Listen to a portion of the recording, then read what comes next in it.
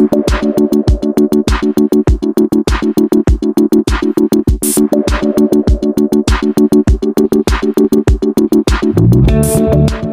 is Creek with At the Table Podcast. Here at the Table Podcast, our goal is to break down biblical topics, make Scripture easy to understand, and to glorify God and His Word. We pray this content edifies, challenges, and blesses you. So without further ado, sit back and join us at the table.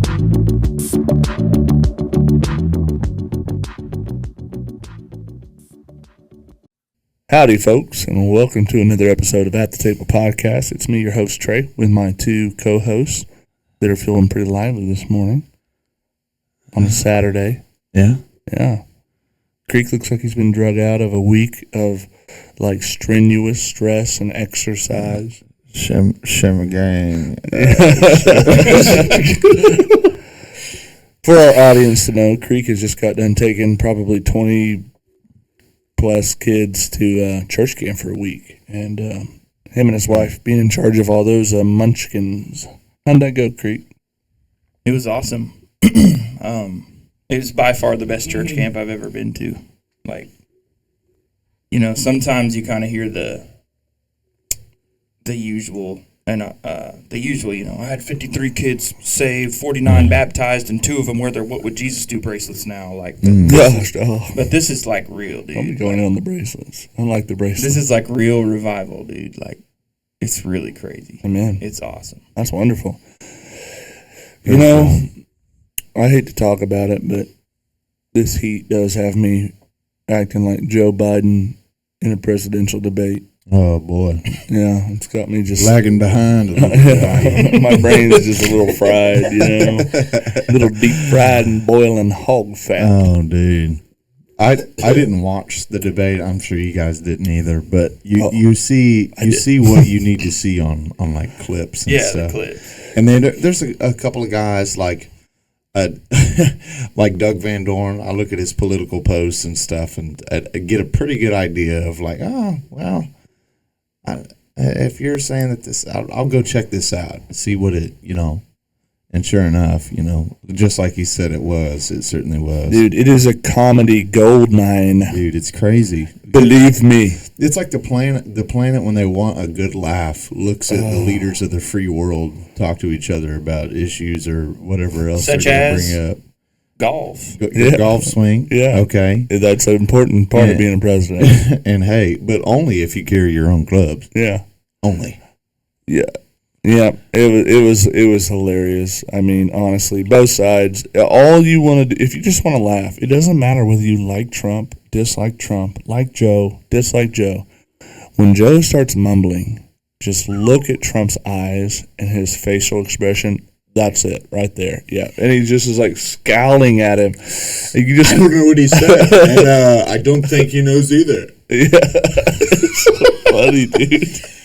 Me and Alan, after we watched the debate last night, we were just going through clips, just watching his face, dude, and we were both just rolling. It is so funny, I hate it. Yeah, I don't know. Yeah, I did see a post that said, "For the rest of the world, we're going through a little private family drama. Please give us privacy while we get through this." Oh man. Yeah. Well, I read something too about like how the debate hosted on CNN actually was like insanely private. They didn't. Oh yeah. They didn't let like reporters in and all that stuff. Yeah. It was, and they had a 2 minute lag before it went live, so that they could fix anything they wanted to fix. It just so happens that when you spend a lot of work, most of your, talking time sounding like you're reading a bowl of alphabet soup, that it's really hard to edit out. Right. He said, "We beat Medicaid." He said, yes, you did, Joe. You beat it to death. Man. I wondered, like, if the clips are edited, because in today's day and age, you know what I mean? You know what the DNC has already said? Most of them are deep faked. Like, I watched the debate. It wasn't deep faked. I did hear that, like, they were saying, like, he had a cold. That's why he was. That's a heck of a cold. That brother had Ebola or like COVID or something. That's a heck of a cold, buddy. If you lose your brain like that in a cold, that is one heck of a cold. Man, I'm not gonna lie though. I'm not trying to say that this was his case because he's been in front of a camera and a ton of people his whole life. Yeah. But at 30 years old, with complete vitality, if you put me up in front of the nation like that, knowing that fifth grade bully's about to go in, AKA Trump, I'd lock up too. I'd be like, shipment gang. I wouldn't be a good political, pundit, but I would be able to go tit for tat with my boy Trump. I would say too. You'd bring out your mama jokes. No, we'd just go in. I'd go directly to his body type and his hair. And I thought you were going to say, see, my answer was going to be like, I would bring up like, the gospel and what the Bible says about, hey man, you want to be a Christian, but he's like, no, it's hair, you're fat. Whoa. Put on a few, have you? I didn't say he was fat, by the way. Oh, what were you going to make fun of? Yeah. His orange skin and... his skin doesn't even really look orange to me. Not anymore. It did at one point. He stayed out of the tanning booth a little bit. Blame him. The old self-tan, or what's that, the instant tan? Well, our producer would probably know, but maybe not. She doesn't look like she's ever had the tan. Yeah, why would you? She was born that way. Yeah, she's got a pretty good natural tan. I hope that right now in the camera, since all of us wear jeans, like 90% of the time, that no one is like seeing our top half like nice and brown from the sun, and our bottom half is like pasty, ghostly white. Dude, I burn like leather. You burn? Yeah, bro. You sunburn? Oh yeah. Oh, I don't ever. Yeah, I do. I'll sunburn once and then. Yeah, I like that shirt, by the way. Woo pig suey. Thank you. Well, John, you have anything to add, or are we ready to jump into the material today? I say we get it. Okay, let me ask you the question. What is at the table today? 3 handsome young men. Strong. Glory. Young men. Yeah. Hallelujah. Glory. Very married. Happily. Young men. Yeah.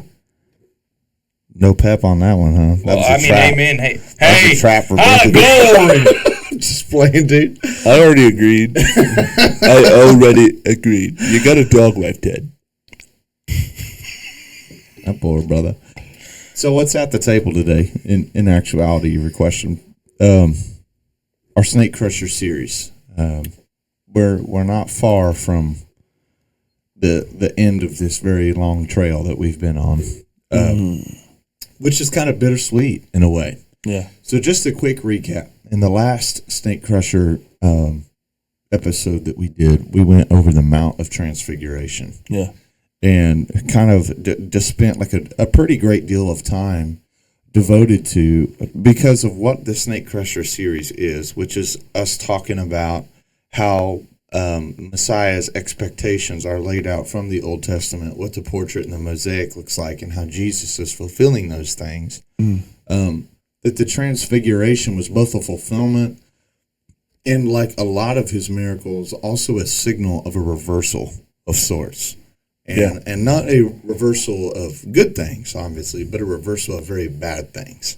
And if you listen to our very first episode we ever published, in the beginning episode, we talked about how in the ancient Near Eastern, well, let's just say the ancient Israelite worldview, that's a better way to say that.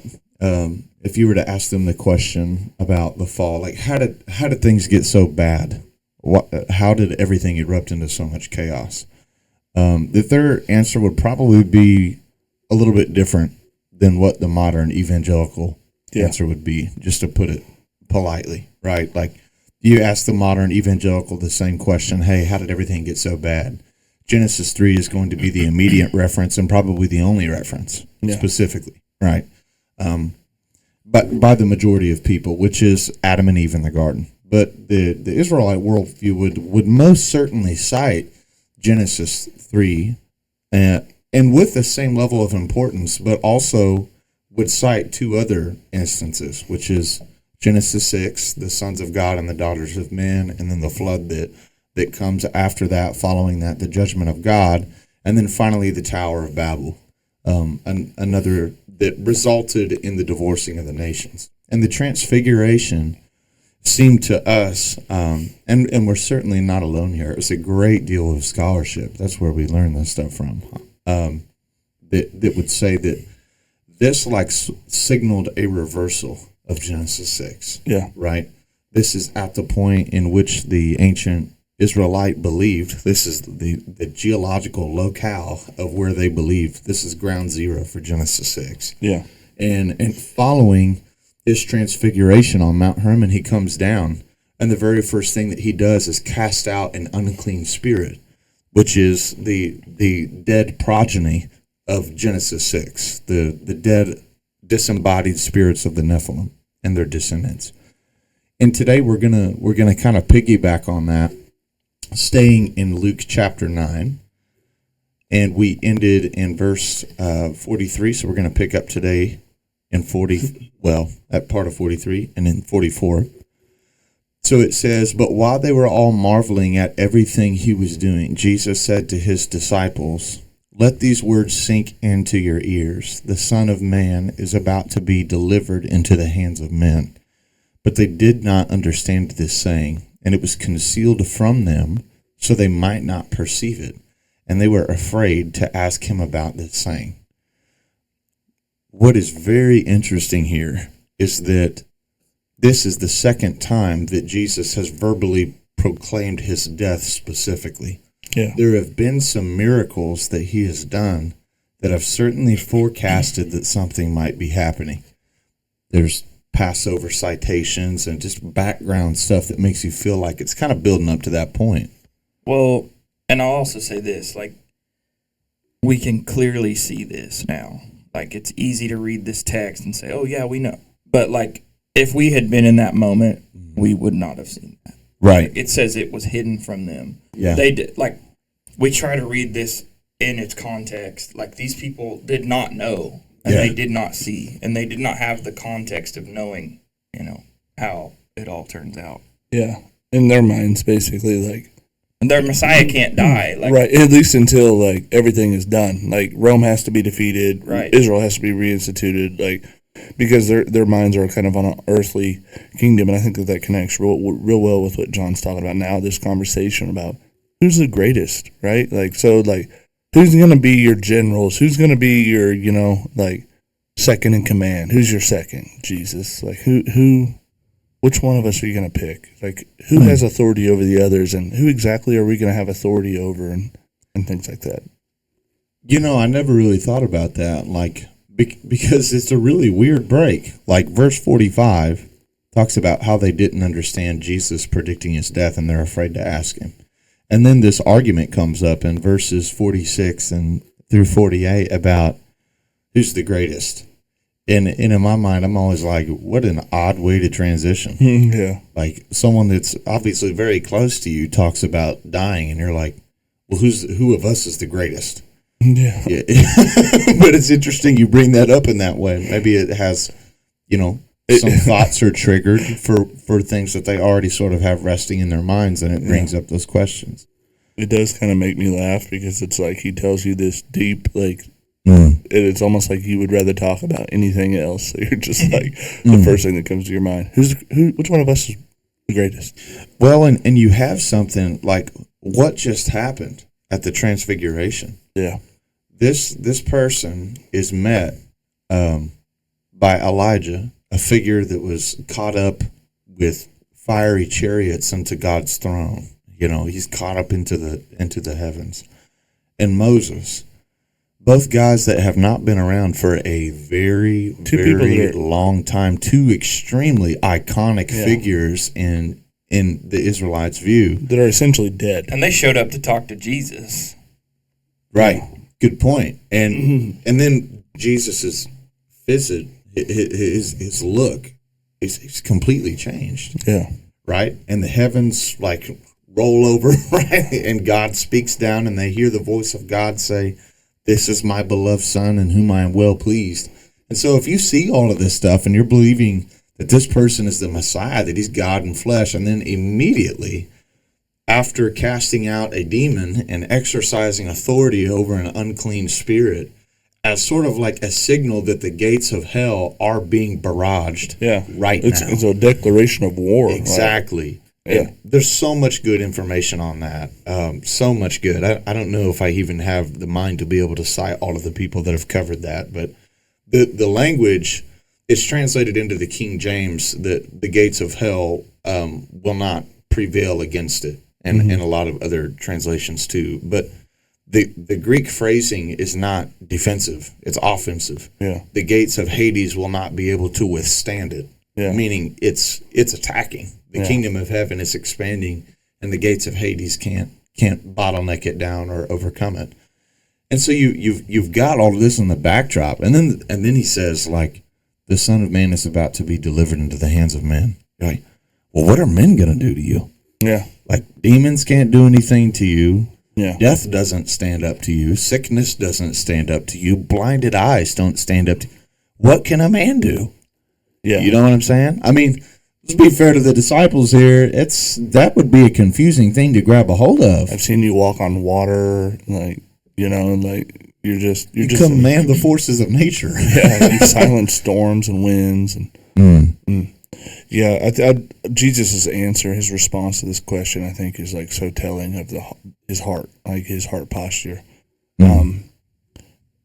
In verse, I think it's 47. Whoever receives, it says first in 47, but Jesus, knowing the reasoning of their hearts, took a child and put him by his side and said to them, whoever receives this child in my name receives me, and whoever receives me receives him who sent me. For he who is least among you is also the one who is great. That's fire, dude. Like this, the kingdom of heaven is not like these earthly kingdoms. It's counterintuitive, right? Legit. It's like counterintuitive because, I mean, with an earthly like political figure or leader or military figure, you would think like your second has got to be your second in command's got to be like a strategist or like a powerful warrior or an extremely intelligent person who's capable of like keeping this thing going when you're gone.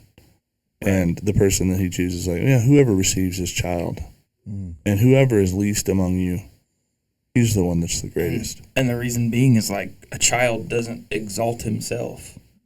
Jesus exalts the child. Yeah. Like, I mean, I hate to go all this, but like even like today, like, dude, like those who are the high ups, those who are the popular one, the one who's the best. Like, nah. No, the kingdom of heaven ain't rocking with that. Yeah. If a little child is exalted in heaven, dude, like, thank you, Lord. Dude, it reminds you of, like, this is consistent with the kingdom so far. You think about David, like, ain't nobody like that, brother. Right. You know what I mean? He wasn't even brought to the table when people were being considered. That dude was out taking care of sheep. He was a little child. You know, he was actually, yeah, that's a great point. He was a child. He was unrespected, unrenowned, but and his heart though was a heart of service. Was the posture of his heart. But the thing that it really brought to mind is like Hannah's song and a lot of these songs about the low things being brought high and the high things being brought low. These chiasms that are like, the Messiah is going to exalt things that have been humbled and then humble things that have been exalted. He's going to sort of even the scales. He's going to, with justice and understanding, rule, right? And there's something about his disciples that, like, he's just previously said that the Son of Man is about to be delivered into the hands of men. And then he's saying, the one of you that is the servant of everybody. Yeah. He's going to be the greatest. And this is a living example in front of them. The greatest one among you is actively the servant of everybody. It reminds me, it does remind me of in Isaiah, like, the Spirit of the Lord is upon me, and he's anointed me to bring good news to who? The poor. Yeah, yeah. Like, the poor, the one who is not exalted. It seems like it's the upside down. Like Dr. Heiser always used to talk about, like, the kingdom of heaven is the upside down. It's like the antithesis of like earthly values and earthly kingdoms, and I don't think that's any better exemplified than right here. Yeah. Well, in verse 49, there's like another. It seems like Jesus kind of goes on a little bit of a correcting spree. Verse 49 says, John answered, Master, we saw someone casting out demons in your name, and we tried to stop him, because he does not follow with us. But Jesus said to him, Don't stop him, for the one who is not against you is for you. I kind of want to know who that dude is. Like, who just had the faith to be like, obviously his name works, so let's rock with it. Believing in him, right? And they're trying to do the same work, but this is on the backside of who is the greatest. But John's like, oh, he's trying to do it in your name, but he doesn't follow with us. So we're trying to, he's like, bro, leave him be. Yeah. If he ain't against you, he's for you. It's all good. Just the human tendency to click up and to make these exclusivity, camps, to make these. Yeah, this is our group. We're the best. We're doing the most for God. Bruh. It reinforces that idea too that Trey pointed out. Jesus' mind, Jesus' heart, God's intended outcome, and they're not on the same page. No. And that doesn't mean that God doesn't use him or love him or whatever, but it is like you could tell like Jesus' frustration. Come on, dude. Right. Don't stop him. He's on our side if he's using my name. Well, imagine like seeing someone who's opposing spiritual forces of wickedness, and he's he doesn't walk with us, so like he's got to be. It's almost like the Pharisees where they're telling Jesus like, "Well, he casts out devils by the prince of devils." It's like, no, or maybe the finger of God's come into the midst of you, and like I'm doing these things by the hand of God, and I'm the one, not. Even on a more practical standpoint, like if you're feeding the poor in Jesus' name, or you're but he's not a member of our church, right? He's not. Hey, hold on, Jesus. Yeah, right, come on, Jesus. We tell that guy he's not doing it right. We went in and shut him down, Jesus. Don't worry about it. Jesus, like. Well, believe it or not, it gets a little bit worse. It reminds me of that meme or that gif where the guy's like. Yes. It kind of reminds me a little bit of Moses with Joshua whenever Moses is like, people are too much. It's way too much for one guy. And then, he prays and God says, pick these elders out. There's 70 of them. And then he puts the same spirit that's on Moses on those elders, and Joshua is jealous for his sake, and Moses is like, don't be jealous for me. Yeah. And you kind of feel like the same kind of thing maybe here with the disciples, like with this conversation of who is the greatest, and he's not following with us. I don't know, we just kind of brought that up. Check this out, though. We said it gets worse. So verse 51 says, when the days drew near for him to be taken up, he set his face to go to Jerusalem. So up to this point, largely what we have been discussing is Jesus's missionary trips and ministry in Galilee, in the region of Upper Galilee. And a big turning point is in his ministry is his trip to Jerusalem. So the days come near for that. Verse 52 says, and he sent messengers ahead of him who went and entered into a village of the Samaritans to make preparations for him. But the people did not receive him because his face was set towards Jerusalem. Yeah. Interesting explanation. And when his disciples, James and John, saw it, they said, Lord, do you want us to tell fire to come down from heaven and consume them? But he turned and rebuked them, and they went on to another village. Basically, do you want us to call lightning down on them? Do you want us to just... They're going to die. Do you want us to strike them down? Yeah. They didn't have room for you. Like, yo, chill. Ironically, they're mad that the Samaritans are mad at them for not pushing their agenda. Like, that's what they just tried to do. Yeah. And I think it's you want funny, us to kill them? It's sad, too, for the Samaritans, because it's like the day of your visitation. I mean, it's like, he was going to stay with you. Yeah. At least for the night. We don't know how long, but he wanted you to make preparations. But because once again... And it just shows, like, everything that we're talking about today is, like, everything that Jesus is saying and is doing is in opposition to what people would expect or want. Yeah. And so the Samaritans, the disciples, they're not rocking with it real strong because it's like, you're not doing things the way that it should be done, according to the way we've seen it done before. The Samaritans are, you're just another, Jew who just loves Jerusalem, and you think that they're the place of worship and all that stuff. And so that, they're against him too. And you just see like the opposition on every side instead of the people that would say like, "Oh man, you're visiting us. You're coming to stay with us. You're making it a point to be with us." It's just on every side. It seems that he can't help but be causing problems after this transfiguration event. Right. Well, and his rebuke to them. It says, "You don't even know what manner of spirit you're of." Yeah. For the Son of Man didn't come to destroy people's lives, but to save them. It was like you don't get what the plan is, dude. The other I gospel didn't come here to wreck everybody. That's not why I'm here. Yeah. You know what I mean? Like, y'all don't even know what you're doing. I think that too. Like the other gospels will make statements like, well, you want us to call fire down on like Elisha did, or is it Elijah? It's Elijah. Yeah, Elijah. Elijah, like Elijah did, and Jesus' response to that is almost like, you don't even know what that was about. You just don't understand. Right. Yeah. You don't understand the will of God. You don't understand the heart of God. You're making presumption as to what happened and why, and you just don't have a clue. And not only that, but that what manner of spirit you're of. I mean, that can be taken two different ways, and the second one's pretty hardcore. Yeah. It's like Peter being rebuked and called Satan. Like, get behind me, you who oppose me. Like, it's almost that same thing. It's a correction, but it's telling them like your attitude, your predisposition, your assumptions that you're making are in direct opposition to what God is doing through me. Man, you're not on board. You want to talk about who's greatest, but none of you guys are on board. You guys are all messed up. You got people joining the team, but because they're not walking right beside you and following with you, you want to cut them off. You think that I wanted to come stay with them, but because they didn't like that I was going to Jerusalem, you think that I want to burn them with fire. Right. You're surprised they didn't like me? Like, but it does kind of signal a change for things. It's like, because they don't understand the mission, they don't understand the result, and they don't understand what that's going to do, they can't understand any of this stuff.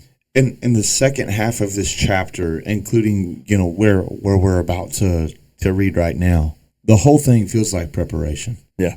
It's like he's just talked about being delivered. He predicts his death. He predicts when he's gone.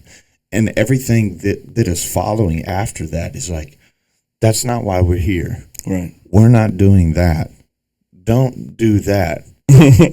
Definitely don't do that. And wrong. Yeah. And this next part, is I think even though he is not necessarily talking to them with a couple of these responses like in the conversation, that it's spectating. It's meant for them to see. Yeah. Jesus says in verse 57, it says, as they were going along the road, someone said to him, I will follow you, said to Jesus, I will follow you wherever you go. And Jesus said to him, foxes have holes, and the birds of the air have nests, but the Son of Man don't have nowhere to lay his head. To another he says, follow me. But he said, Lord, let me first go and bury my father. And Jesus said to him, let the dead bury their own dead. But as for you, go and proclaim the kingdom of God. Yet another said, I will follow you, Lord, but let me first say farewell to those at my home. And Jesus said, no one who puts his hand to the plow and looks back is fit for the kingdom of God. Man. There's like this idea where it really feels like this whole last end of the chapter in preparation is also Jesus like letting them, he's checking value systems and priorities too. Yeah. Like what you said about how his agenda and their agenda doesn't seem to be the same. Yeah. He's like, why is the Son of Man willing to come to earth and not have a place to live? Why is he telling this person, don't even worry about burying that guy? Don't even worry about it. Just follow me. Why to the next guy is he saying like, you don't even need to worry about saying goodbye to them. If any man puts his hand to this plow and turns away from it, he's not fit for the kingdom. There's like this structuring of priority, and but it starts out with like addressing really every one of these. It feels like not just addressing maybe the way that people traditionally view things, but like every form of comfort that you have. Yeah. It's like, dude, you're not going to get even the most basic comfort that is afforded to the birds of the air. Yeah. Like, I don't even have a place to live. Yeah. That's not my priority, I think, is what Jesus was saying. We're talking to a dude that calms the waves. He could probably speak a house into existence, or he has enough pull to have somebody build one, if that's really what he wanted. He's a carpenter, so he's he a could build one craftsman. himself. Yeah, he is a craftsman, but that's not his goal, right? Yeah. And so it just seems like this whole like last end of this is just him preparing them like, hey, I'm about to go. Do you see how I'm doing things? Yeah, it's almost as if he just doesn't want people with one foot in the door.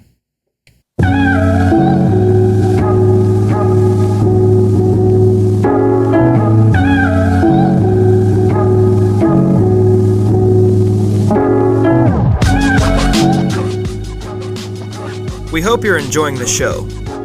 If you are, give us a rating, review, and send this podcast over to a friend.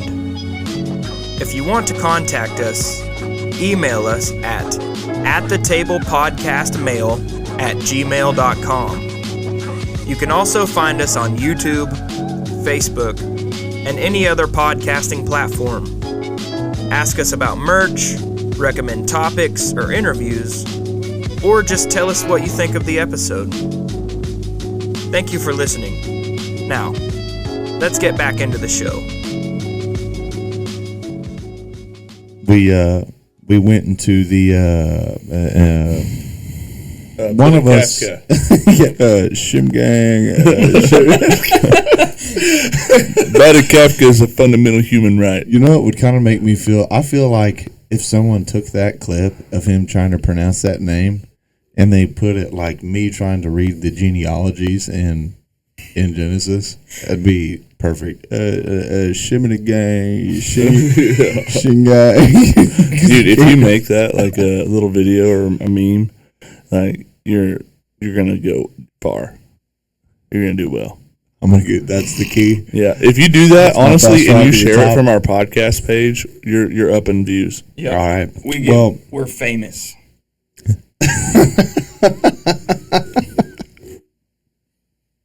It wasn't that funny. Oh man, okie doke. That's our exit strategy. Good memes. Yeah. Well, memes are funny. Yeah. Let's go. I'd say 90% of my social media time is allotted to mining good memes. Mining. Yep. Searching for them. I love how you take like Hard some work. action that's like very hard work, and you're like applying it to. This is how I search for memes. When we both know that you probably have belly button lint, you're picking out at the same time, or you're just slouched down on your couch. Am I getting roasted by a man with Dorito a bedazzled crumbs. pink bandana on? Dorito right now? crumbs Is that in what's your going on? There's no rolls. bedazzling. There's not. Where is it? You feel comfortable saying that in front of Jesus? for There ain't real. no You see- bedazzling up on that dude. bandana? Do you see bedazzling? Hey, you want to say? Hey, you You're want one of those guys that wears pink and then like it's for breast cancer awareness. Bro, it's June, dog. We're all aware. Yeehaw. We better edit that. Okay, pick. You just insulted two groups of people, so let's just get into the episode. After this, the Lord. Okay, you ready to start? We're already started. I know, but I mean, like with going The back to this scriptures. stuff, you know what I'm We're rolling. Anyway, picking up where we left off. So Luke chapter 10, verse 1 says, After this, the Lord appointed 70 others and sent them ahead of him, 2 by 2, into every town and place where he himself was about to go. And he said to them, The harvest is plentiful, but the laborers are few. Therefore pray earnestly to the Lord of the harvest to send out laborers into his harvest. Go your way. Behold, I am sending you out as lambs in the midst of wolves. Carry no money bag, no knapsack, no sandals, and greet no one on the road. Whatever house you enter, first say, Peace be to this house. And if a son of peace is there, your peace will rest upon him. But if not, it will return to you. and remain in the same house, eating and drinking what they provide, for the laborer deserves his wages. Do not go from house to house. Whenever you enter a town and they receive you, eat what is set before you, heal the sick in it, and say to them, the kingdom of God has come near you. But whenever you enter a town and they do not receive you, go into its streets and say, even the dust of the town that clings to our feet we wipe off against you. Nevertheless, know this, that the kingdom of God has come near, and I tell you, it will be more bearable in that day for Sodom than in that town. Heavy, heavy, heavy passage. Yeah, I just got Pentecostal PTSD when you did that, when you read that, because all I could think of was like to eat what is set before you, and like that's what your Pentecostal parents tell you. They quote that to you when they want you to eat like your vegetables, stuff like that. Yeah. Well, that's pretty heavy. Yeah, dude. A town to be treated like Sodom if they reject the gospel. And keep in mind, like, he's leaving Galilee, right? And his face is set to go, to Jerusalem. And he pronounces these following woes, or really that they are statements of indictment or judgment, it seems. Verse 13, he picks up, woe to you, Chorazin, woe to you, Bethsaida. For if the mighty works done in you had been done in Tyre and Sidon, they would have repented long ago, sitting in sackcloth and ashes. But it will be more tolerable in the day of judgment for Tyre and Sidon than for you. And you, Capernaum, remember, that's where he was first rejected.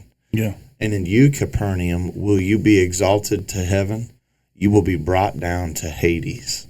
God. The one who hears you hears me, and the one who rejects you rejects me. The one who rejects me rejects him who sent me. The 72, verse 17 says, returned with joy, saying, Lord, even the demons are subject to us in your name. And he said to them, I saw Satan fall from like lightning from heaven. Behold, I have given you authority to tread on serpents and scorpions and over all the power of the enemy, and nothing shall hurt you. Nevertheless, do not rejoice in this, that the spirits are subject to you, but rejoice that your names are written in heaven. So this is pretty deep stuff. I mean, like I guess we should just start off with like the significance of the 70. I think that John kind of started off this episode like vaguely mentioning it, but when you look at the table of nations in the Old Testament, there's 70 listed, and there's a little bit of controversy here. I don't know if it's controversy, just scholarly input. You know, some will say 72, some will say 70. Either way, it's just a difference in textual sources. But no matter which one you go with, so if you pick like the Septuagint that has 72 or Vulgate or whatever, so in the Table of Nations it'll have 72, then it'll have 72 in every passage in like sequence after that. So they all agree. Yeah, every text agrees with itself. Yeah. And whereas in like the Masoretic text where it says 70, you're going to have, it'll say 70 is the Table of Nations, then it'll have 70 sent. So that much alone should tell you this is connected, that this is deeply connected. The sending of the 72 is like a representation of Gentile inclusion, of nation inclusion.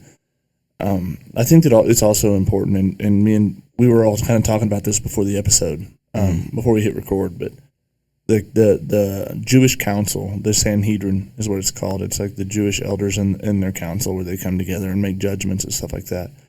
There are 70 people included in that, and they're like elected leaders and such. So I think that 70 could also have some sort of a significance there as far as like a replacement, if that makes sense. Yeah. So it's almost like you guys didn't do what you were supposed to do. You haven't judged fairly, so now I'm replacing you with these 70 people that are my followers. And they're sent out to the nations. It's almost like, John, I know that you'll touch on this more, but it's an invitation. They're going out and they're inviting the nations back. If you want to talk about like a divine council worldview, anybody who's even familiar with that title is going to know what we're talking about here. But if you're not, like this divine council worldview is that Yahweh, who sits enthroned on the heavens above everything, has a council. He has a group of people that he allows to participate, or not people, but beings that he allows to participate in his creation with him or in his decision making. He doesn't need them, but he desires them because our God is a God who likes inclusion. He likes participation. And so kind of the gist of that would be like at the Tower of Babel when God divorces the nations for their unfaithful, behavior towards him. You have 70 there or 72. They're sent away. Their language is split up. They're sent away, and here he's sending out the same number that represents the number of nations that were sent away from Yahweh. He's sending them out with authority. And it's no wonder that Jesus makes a statement where he says, I saw Satan fall like lightning, because it's basically saying your right to authority is over. Man, Yahweh's giving of authority to you over the nations because of their idolatry and giving worship to you. I'm recalling that now. Now you have no God-given authority over them. I'm calling them back to me. Yeah. So just diving in on the 70 that are sent out and the idea that Trey touched on replacement, it really seems to me, this is my speculation, that there's two things going on here. I do believe that the 70 that are sent out, I think we would put forward that they are intended to showcase, like Trey said, that the reign of Satan and his deception over the nations, this is a signal shot across the bow, just like the transfiguration. Your time is coming to an end, right? Yeah. God is coming to claim what is rightfully his. But then when we get into this idea of replacement, I think it's important to ask the question, okay, if we believe that these 70 are intended to be a replacement, then it bears the questions, okay, whom are they replacing? Right. And for what reasons? So what are they supposed to do that they did not do and that these new that are taking their place are going to do? And just because of the way that the nature of the Bible is, of course, but also our Snake Crusher series, we're fleshing out Old Testament ideas and how the Messiah fulfills those. So this idea of 70 elders or 70 officers, and there's 70 that sent out in front of Jesus to go proclaim the kingdom. And then we also know that the Sanhedrin, like you said, they're made up of 70 council members. Where do some of these ideas come from? Well, if we go to Numbers chapter 11, verse 16, so you already mentioned the Tower of Babel, the table of nations that are listed in Genesis 10. It actually gives you the list of the table of nations from Babel in chapter 10, and then gives you what caused that, the actual Tower of Babel of scenario in chapter 11. Yeah. But in Numbers 11:16, this idea of 70 elders comes up, and we actually addressed this back in the podcast section whenever we were in the Torah. So Numbers 11:16 says, And the Lord said to Moses, Gather from me 70 men of the elders of Israel, of whom you know the elders of the people and officers over them. Bring them to the tent of meeting. This is really important, because the tent of meeting is the place where Moses goes to be the mediator between heaven and earth, right? Yeah. Moses is going to meet with the angel of the presence, the representation of Yahweh himself in the tent, and then mete out what he says to the people, and vice versa. Take the people's questions about the law, how to decide justice, and mediate and justice out among the people, and he takes those to the tent of meeting for the Lord to answer. So he says, bring them to the tent of meeting, let them take their stand there with you, and I will come down and talk with you there. And I will take some of the spirit that is on you and put it on them, and they shall bear the burden of the people with you, so that you may not bear it yourself alone. And say to the people, Consecrate yourselves for tomorrow, and you shall eat meat, for you have wept in the hearing of the Lord, saying, Who will give us meat to eat? For it was better for us in Egypt. Therefore the Lord will give you meat, and you shall eat. So, sort of like circling back, like, look what happens here. Moses is like, there's a lot of people here. Too much for me. This is too much for me to do. So if I have found favor in your sight, give me some help. Right? It's not a perfect parallel. We're talking about Jesus being something altogether different than Moses. But he himself is about to go into some of these places that he's sending the 70 out to. And what do they come back rejoicing? They say, Master, even the demons are subjected to us in your name. We read in his commissioning of them, hey, if they're peace, if they receive you, they receive your name, heal their sick. Yeah. What Jesus has done has, to an extent, it's a lot like putting the Spirit on these 70 and saying, hey, these things you see I'm doing to these places, you go in front of me. You prepare the way for me to be there. And if they receive you, then heal their sick, do these same signs, which are ultimately signs of Jesus' authority.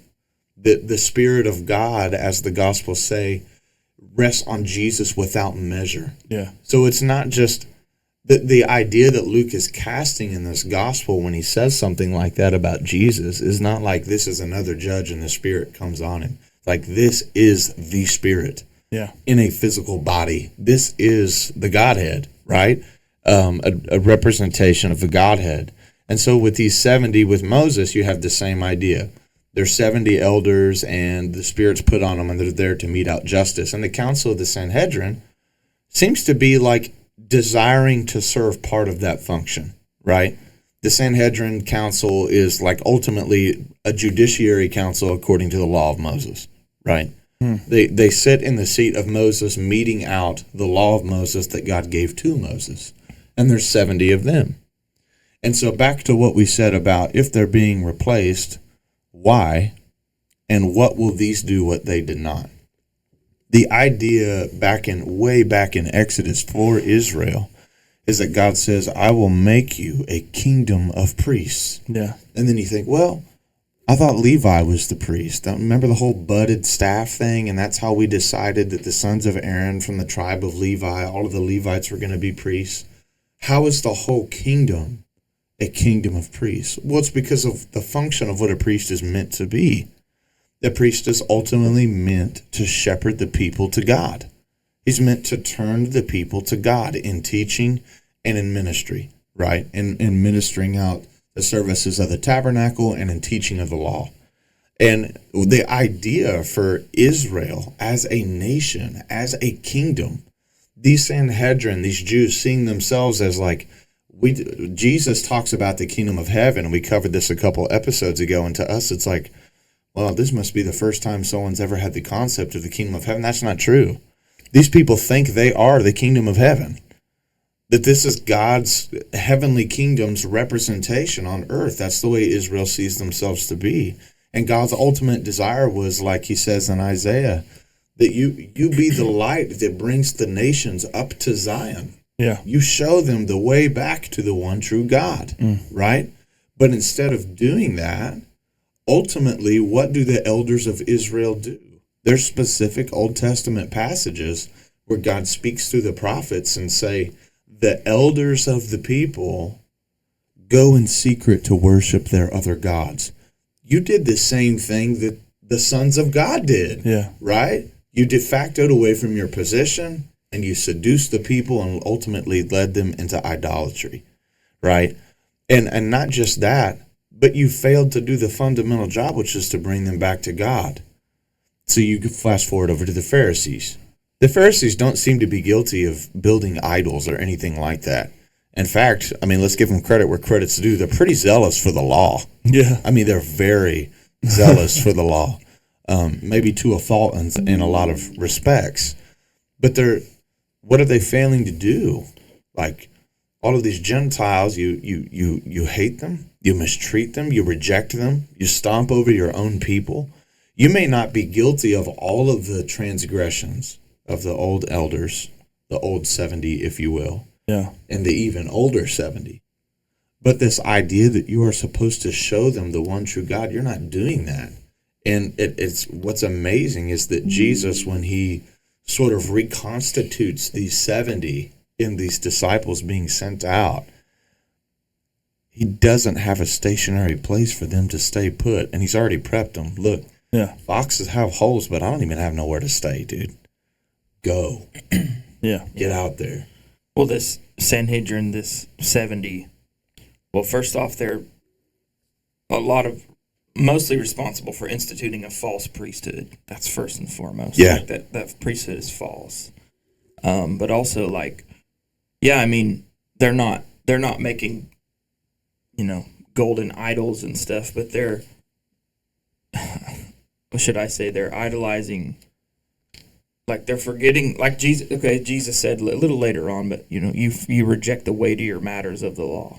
Yeah. You're tithing mint, cumin, and dill, which is they literally like measured it out. They literally measured it out, like, but would forget to show love to the Anawim, the little children, the poor, the powerless. Like this.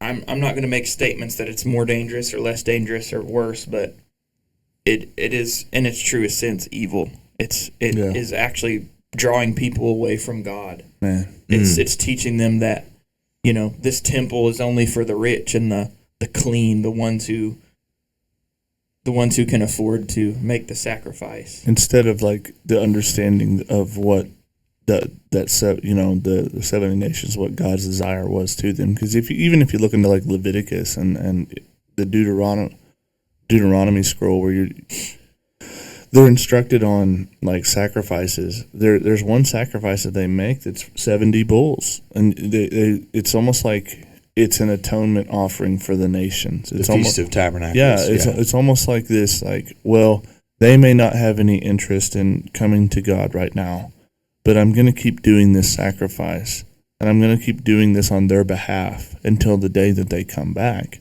And even to the point, though, I mean, on this, where we're talking about these 70 or this Sanhedrin, like a lot of these people, they won't even recognize God when he's right in front of them. Yeah. I mean, that they make accusations like that. And we talked about one earlier where he's casting out these devils and he's doing all these miraculous things. And they'll accuse him of being in partnership with Satan. Man. And he says, well, a house divided against itself can't stand. But if I, by the finger of God, if I, by the power of God, then the kingdom of heaven is coming to you, and you don't even recognize it. And so it's kind of like that deal. Whereas just on that alone, you're not useful.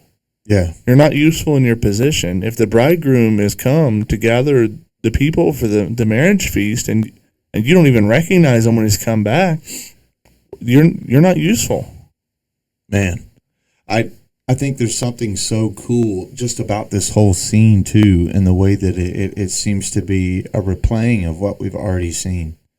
If you think of Mark's gospel, the transfiguration, what happens? He says, and after 6 days, Jesus took with him Peter, James, and John. So you have Jesus as the leader taking them up Mount Hermon, where they're going to see God and XYZ, right? And he takes with him 3 people. If you go back to Exodus 24, and this is before the sending out of the 70. Yeah.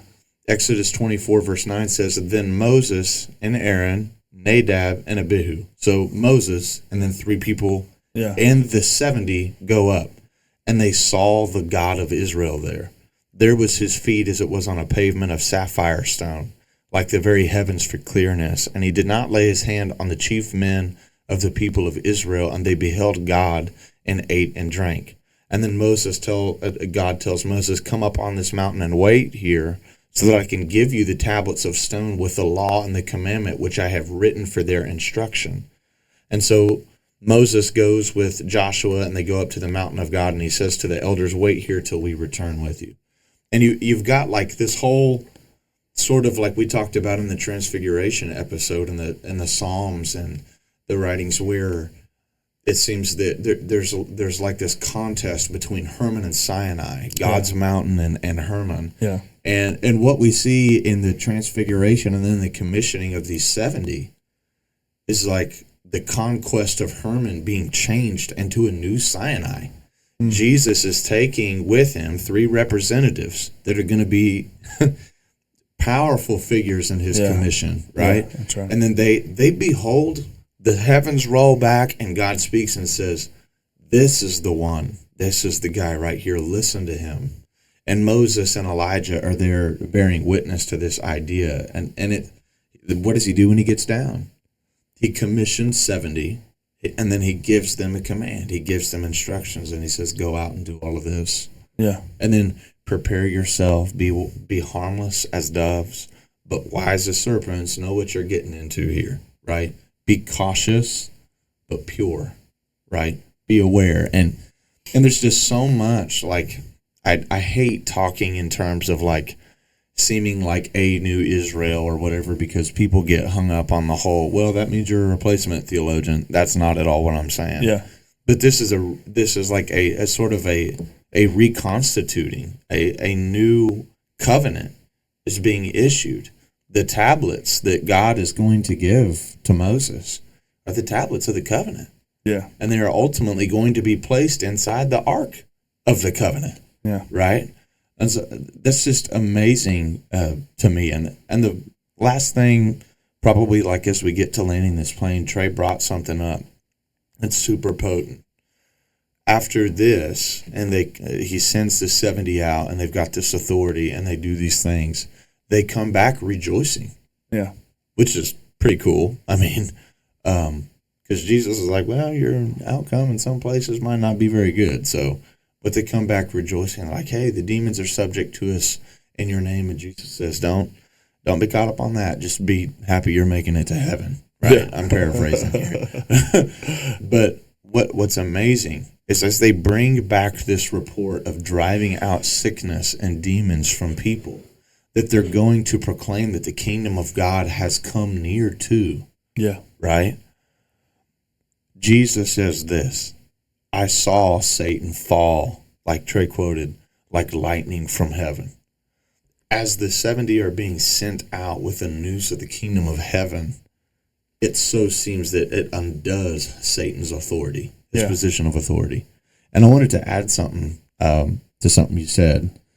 So in John's gospel, that Satan falling like lightning, or I think in John it's phrased, the ruler of this world is being cast down. Yeah. Right?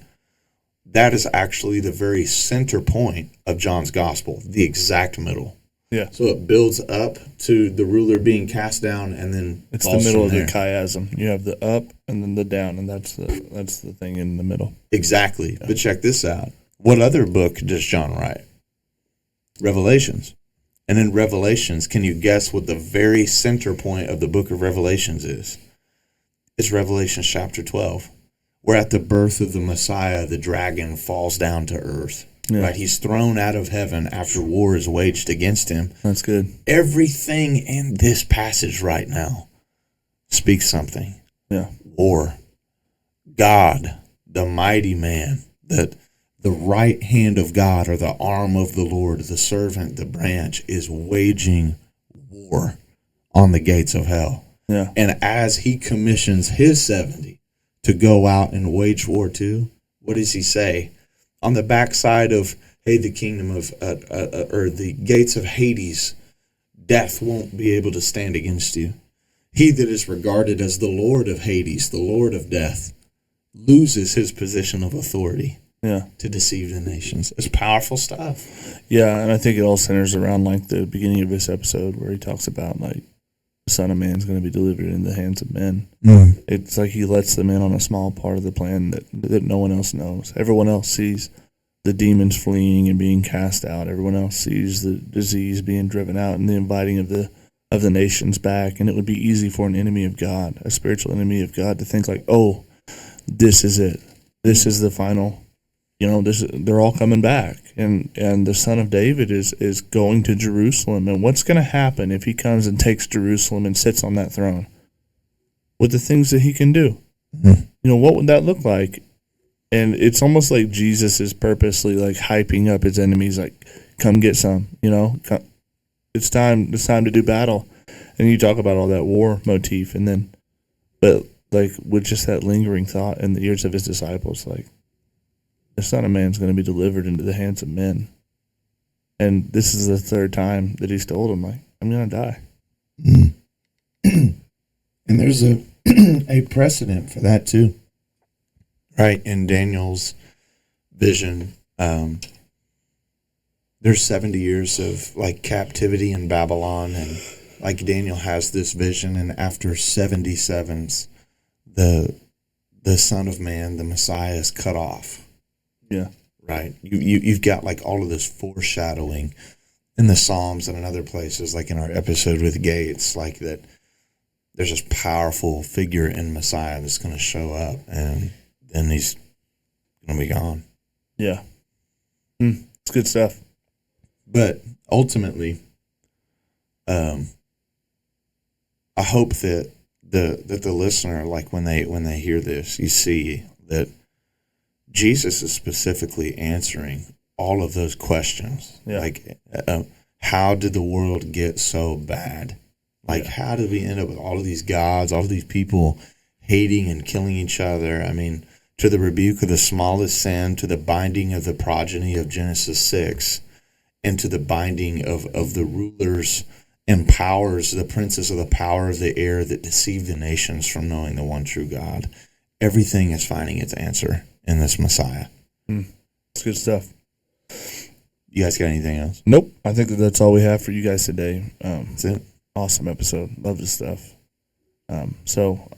Without further ado, first I just want to say thank you to all the listeners, for everyone that's helped grow in the YouTube channel.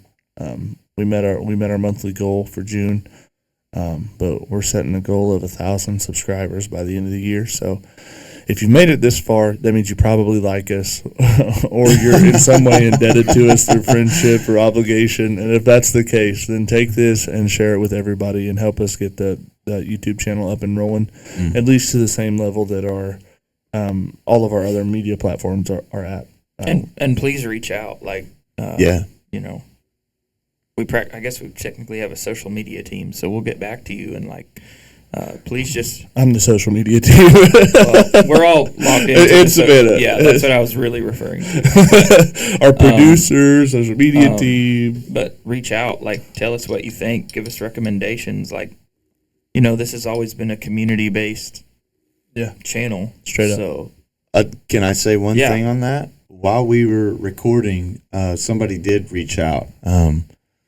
William Ferris said, Creek, John, and Trey, just wanted to say I have been burning through the episodes these past couple weeks. Keep up the great work. Thank you for all you're doing. So, thank you, William. Amen. Bless you, Mr. Ferris. Brother Will. Bless you, Will I Am. Yeah, no doubt. That might be trademarked. Oh, my bad. Bless you, William. Well, without any further ado, from all of us here at the Table Podcast, we bid you good day, and we pray that God's presence is with you and His Spirit is on you. Yes. And God bless you and keep you. Make His face shine upon you and be gracious to you. Sure. You caught me off guard, dude.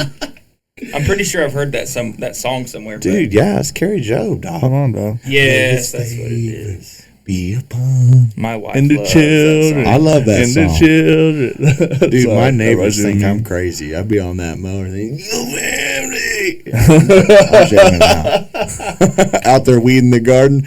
May His favor. Plucking them out, dude. They just got both hands One more up. thing. Is it offensive? Running over your whole garden. I wonder if they think that the sun is doing me in just a little too hard. Is it offensive to like mow the lawn with your shirt off? Like, that depends on who's mowing. Me? Yes. Okay. Well, if it is, if it is, my neighbors are offended for sure. Your neighbors don't have any room to talk. I've lately liked I don't care lately, dude. I always have my shirt off, Crocs, no socks. If you ain't crocking, you ain't rocking. Like, you know what I'm saying? Yeah. Well, now that we're done talking about Shirtless Creek, let's go ahead and land this plane. We love you guys. God bless you. Landing. Godspeed. This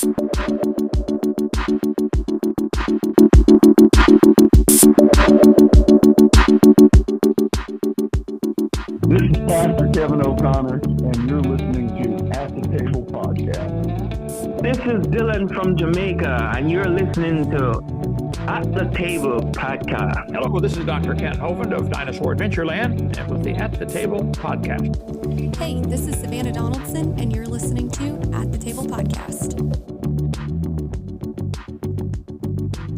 Thank you for joining us for another episode of At the Table Podcast. We hope it blessed you, and we hope it taught you something. Until next time, thank you so much, and God bless.